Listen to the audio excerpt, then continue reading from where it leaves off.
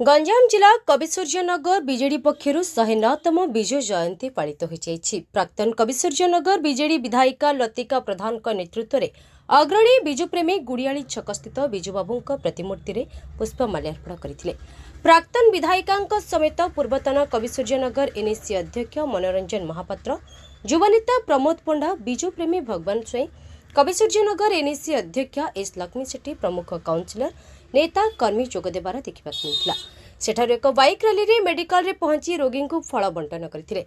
गांधी जयंती रे पंचायत राज दिवस दीर्घ वर्ष है पालन हो आसुला, किंतु एहाकु मार्च 24 रे पालन करने को सरकार धार्य करथिबा नै नेता एभली हीन कार्य को निंदा करथिले। बिजुबाबू केवल बीजेडी प्रतिष्ठाता नथिले, सारा विश्व में तांकु द्वितीय अलेक्जेंडर रूपे परिचित थिले बोली बीजेडी नेता कहिथिले।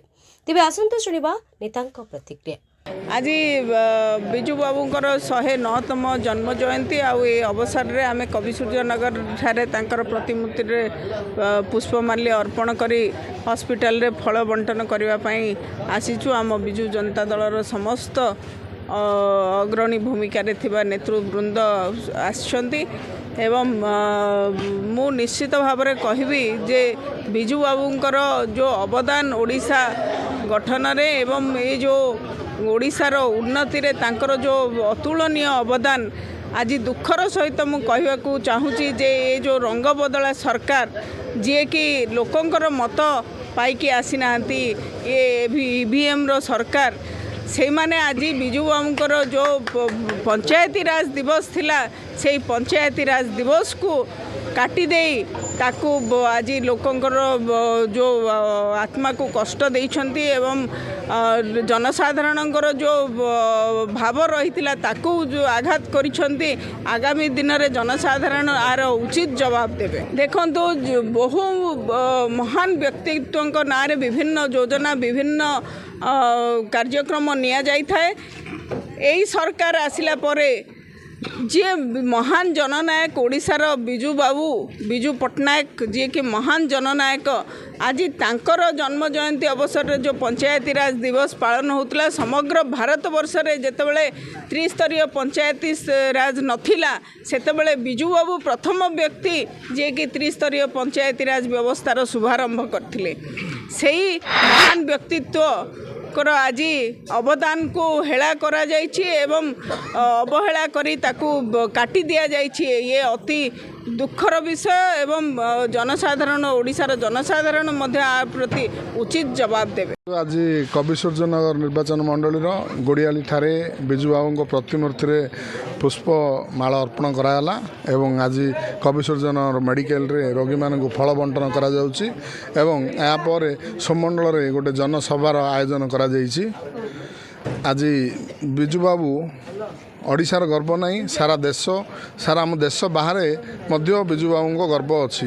इंडोनेशिया रे सी जिते असुविधा होता सी फ्लाइट रे जाई आनी इंडोनेशिया रे बरपुत्र भाव सम्मानित करा जाउछि। जेतेबेले ओडिशा रे त्रिस्तरीय पंचायत व्यवस्था नथिल ओडिशा रे आरंभ होला कहीं जिते देश में केउठारे त्रिस्तरीय व्यवस्था नथिला बिजु बाबू त्रिस्तरीय व्यवस्था ओडिशा रे आरंभ करथिले। सेतिपई तांको जन्मदिन रे आमे पंचायत राज दिवस पालन करथुलु, किंतु दुखर विषय ए सरकार आसिला परे ताहाको परिवर्तन करचंती। एहाको आमे घर निंदा करछु एवं एहा पई आगो को आमे प्रतिवाद करिवु। आमर बिजु बाबूंकर हक जेतेबेले जे तांको न मिलिछि ता पई आमे प्रतिवाद करिवु।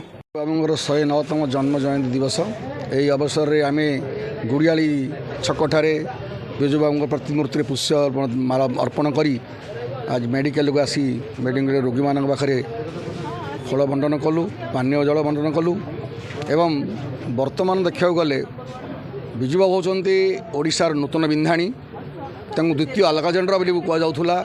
सी होती प्रभात पुरुष। से खाली केवल ओडिशार लोक नुह, से सारा अंतर्देशीय लीडर थिले। सेहीपरि एक लीडरंकर जन्मदिन को आमर सरकार विगत सरकार जो पंचायत राज दिवस रूपरे पालन करने निष्पत्ति नहीं, सांविधानिक निष्पत्ति नहीं। आई से सांविधानिक निष्पत्ति को सरकार एड़े दी। जो सरकार वर्तमान बिजु बाबू नहीं सारा ओडिशावासी प्रति आज असमान कर तार उचित जवाब ओडिशावासी आगामी देवे बोली आशा करुँची। କିନ୍ତୁ ସେମାନେ ତ ଜୟ ଶ୍ରୀରାମ କରିକି ମଧ୍ୟ ସରକାରକୁ ଆସନ୍ତି ଦରକାର ବେଳେ ରାମ ନବମୀକୁ କାଟିକିରି ଶୁକ୍ଳପକ୍ଷ ଚୈତ୍ର ରାମ ନବମୀ କାଟିକି ମଧ୍ୟ ମାନେ ଆଷାଢ଼ ଶୁକ୍ଳପକ୍ଷକୁ ନେଇ ଯାଇପାରନ୍ତି କାହିଁକି ତାଙ୍କ ସରକାର ଅଛନ୍ତି ତାଙ୍କେ ଯାହା କରିପାରିବେ ସେଇପରି ଭାବୁଛି ମୁଁ ଆଉ କ'ଣ ଭାବୁ। ବ୍ୟୁରୋ ରିପୋର୍ଟ ପ୍ରେରଣା ନ୍ୟୁଜ୍ ଟୁଡେ।